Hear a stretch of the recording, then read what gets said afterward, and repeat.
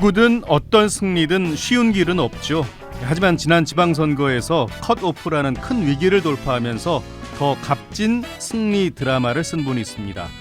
재선에 성공한 박승원 광명시장 직접 만나보겠습니다. 어서 오세요, 박승원 시장님. 네, 안녕하세요. 반갑습니다. 네, 제가 말씀드린 대로 네. 컷오프 되고도 살아남은 후보가 몇이나 될까 싶습니다. 당선 소감부터 들어볼까요? 네, 그 시민들께서 일꾼으로 다시 써주신 것에 대한 감사한 마음이 제일 크고요. 예. 4년 시정을 하면서 그래도 잘했다는 평가를 해주신 건 아닐까라는 생각을 좀 하게 됩니다.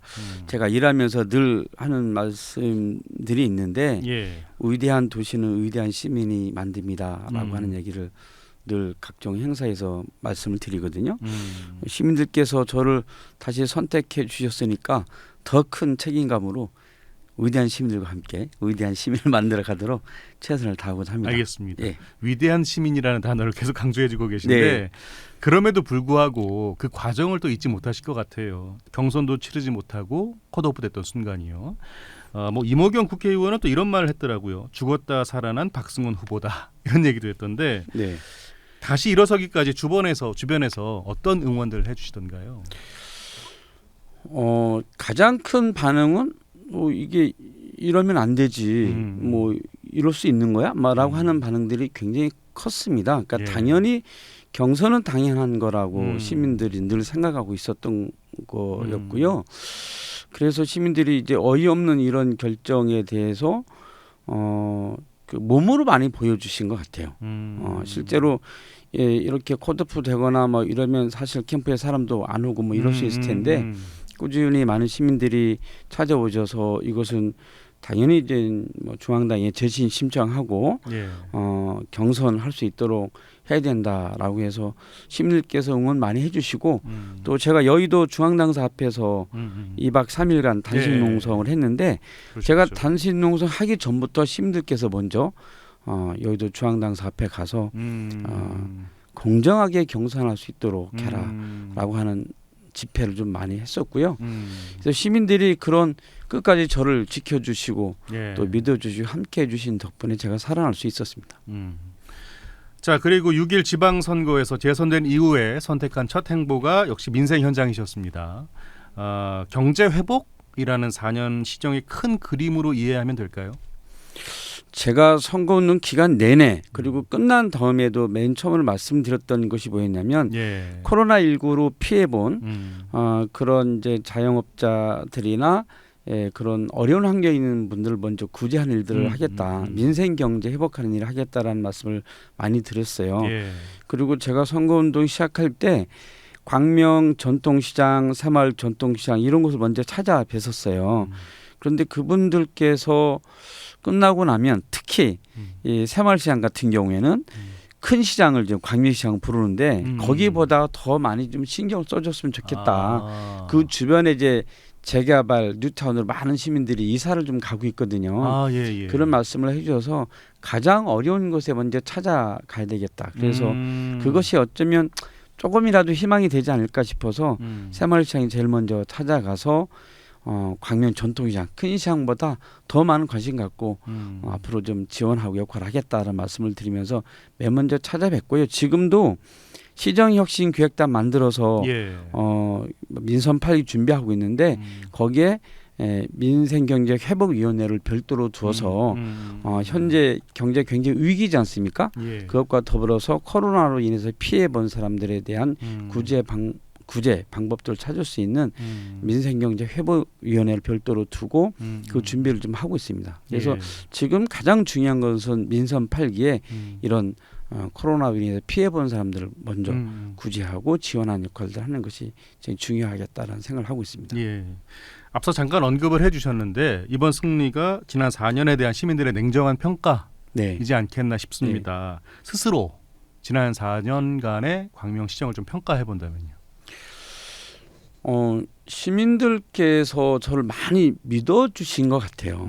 제가 4년 전에 취임하고 각종 토론회를 많이 진행했습니다. 그 토론회를 진행한 이유는 시민들이 갖고 있는 생각과 시민들이 갖고 있는 이 도시의 미래가 무엇인지 되게 궁금했어요. 그래서 끊임없이 시민들이 어떤 생각을 갖고 있는지, 시민들이 갖고 있는 생각이 무엇인지가 굉장히 중요하다고 저는 생각했어요.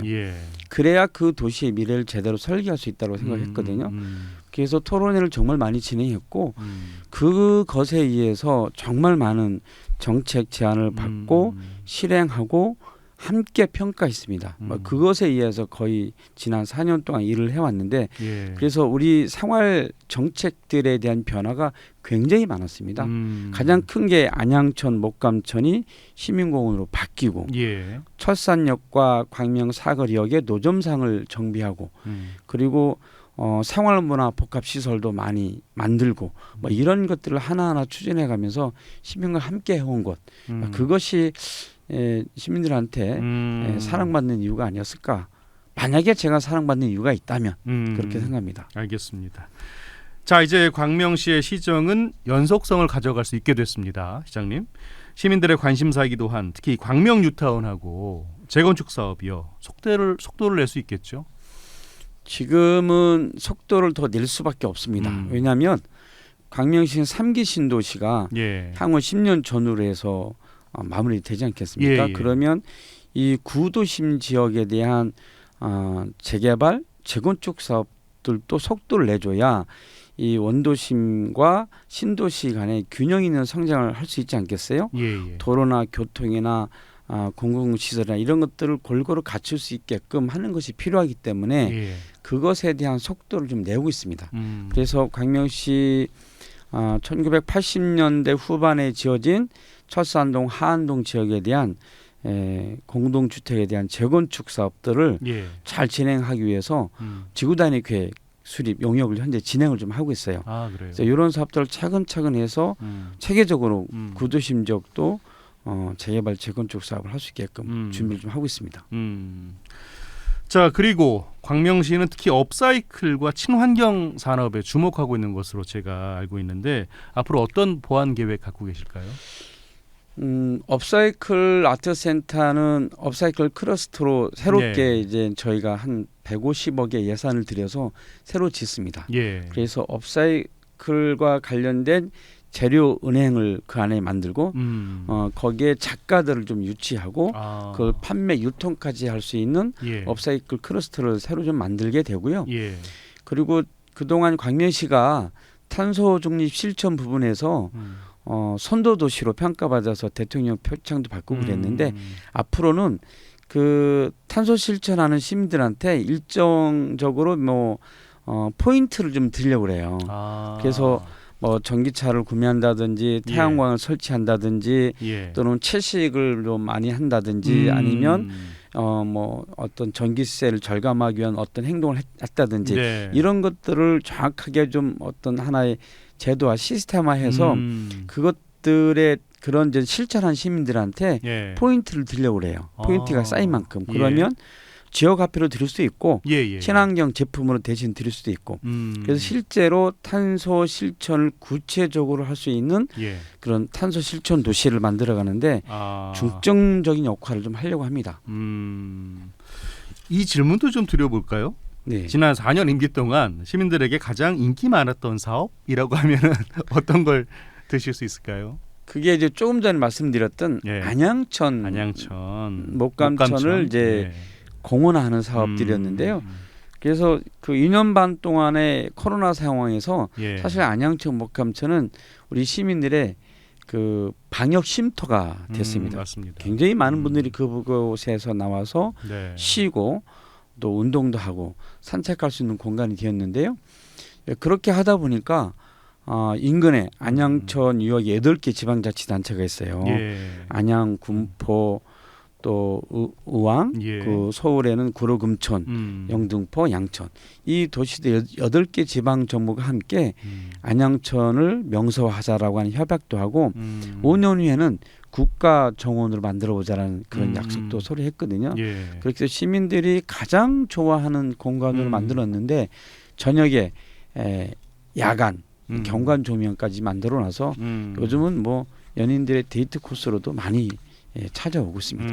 요즘 정말 많은 분들이 찾고 계시더라고요. 네. 예. 자, 지난해 지방자치법이 개정이 됐습니다. 주민들이 주민투표로 지자체 구성을 결정하는 주민자치에 대해서 우리 시장님은 어떤 견해를 갖고 계실까요? 굉장히 지방자치법 개정한 것 중에서 제가 가장 관심 있고 환영하는 부분이기도 그래요? 합니다. 제가 전에 대통령 소속 자치분권위원회 위원인 적이 있었는데 예. 그때 제가 이 내용을 저도 강력하게 주장한 적이 있었거든요. 사실은 우리나라는 지방자치단체가 대립형으로 돼 있잖아요. 예. 그런데 유럽이나 많은 나라들은 예. 지방자치단체의 구성을 다양하게 하고 있습니다. 그래서 이것을 다양하게 할 수 있는 권한을 이제 그 지방자치단체에게 주민 투표를 통해 선택할 수 있는 그런 기회를 준 거죠. 그래서 저희가 이 용역을 좀 한번 하려고 합니다. 아, 그래요? 예, 그래서 지방자치단체의 구성을 몇 가지로 할 수 있는지 아마 두세 가지 정도 달리할 수 있는 구성안을 가지고 예. 토론도 하고 전문가 토론도 하고 시민들 의견도 듣고 해서 예. 아마 이런 것들을 내용들을 해서 시민들 더 관심 갖게 하고 한번 주민투표도 한번 붙여보는 것을 한번 제가 좀 고민하고 있고요. 예. 그래서 조만간에 이것에 대한 용역을 저희가 발주할 생각입니다. 그럼 용역 수립 뒤에 시행 뒤에 조만간 시행할 수 있겠네요. 네. 이제 용역을 통해서 그 네. 결과가 나오면 네. 주민들하고 깊이 있게 논의를 좀 해봐야 되죠. 실제로 뭐 여러 사례들이 있는데 대표적인 한 사례를 네. 들면 지방의원들을 광명시의원들을 다 한꺼번에 뽑아서 거기다 다득표자를 시장으로 하고 이순위자는 의장으로 하고 그 다음에 시장이 추천한 사람을 부시장으로 하고 그 의회에서 의결해주고 이렇게 하면 시민들의 더 많은 의사가 반영된 형태로 갈 수 있는 거잖아요. 예. 당장 이렇게 하자는 것은 아니고 그런 다양한 논의를 이제 해볼 수 있겠다 싶어서 저는 결국 지방자치는 많은 시민들이 행정에 참여할 수 있는 기회를 드리고 주권자들이 스스로 자신의 권리를 누리고 행사할 수 있는 기회를 최대한 드리는 거잖아요. 그런 측면에서 어떠한 지방자치단체의 구성이 가장 주민들의 권리와 복리를 누릴 수 있는 지방자치단체인가라고 하는 것을 이제 주민들과 시민들과 함께 토론할 수 있는 기회가 생겨서 적극적으로 한번 논의해 볼 생각입니다. 알겠습니다. 자, 끝으로 올 한 해 개인적으로 이루고 싶은 꿈이 있다면요? 이루어질 수 있을런지 모르겠는데요. 사실은 가족들하고 해외여행을 한번 가보고 싶어요. 한 번도 가족들하고 해외여행을 가본 적이 없습니다. 지금까지 한 번도요? 지금까지 한 번도. 그래서 제가 내년에 한번 가족들하고 해외여행 한번 가면 어떨까 이렇게 가족들한테 제가 제안을 했는데 아직 토론 안 했거든요. 오늘 가족들 간의 토론도 꼭 필요하죠. 그래서 오늘 저녁에 가서 한번 올해든 내년에든 한번 해외 한번 가는 거 한번 토론해 볼까 생각 중입니다. 될까 모르겠어요. 알겠습니다. 자, 한 번 더 시민들에게 한 말씀 더 해주신다면요. 광명 시민분들에게. 광명 시민들께서 한 번 더 일꾼으로 써주겠다라고 해서 선택한 거기 때문에요. 박중한 책임감을 가지고 더 열심히 하려고 합니다. 저는 이것이 시민들의 준엄한 명령이라고 생각합니다. 특히 이번 지방선거가 민주당으로서는 굉장히 어려운 선거였지 않습니까? 그렇죠. 그래서 시민들께서 앞으로 4년 동안 더 광명의 미래를 위해서 일해달라. 그리고 현재 광명이 일 진행하고 있는 거 워낙 많아서 그걸 잘 마무리해 달라라고 하는 그런 준엄한 명령을 생각하고요. 중단 없이 광명이 미래를 위해서 잘 성장할 수 있는 도시를 만드는데 최선을 다하고자 합니다. 시민 여러분께서 끝까지 함께 도와주시고 시정에도 적극 참여해 주시기를 부탁을 드립니다. 알겠습니다. 오늘 이야기는 여기까지 듣겠습니다. 고맙습니다. 감사합니다. 네, 지금까지 박승원 광명시장이었습니다.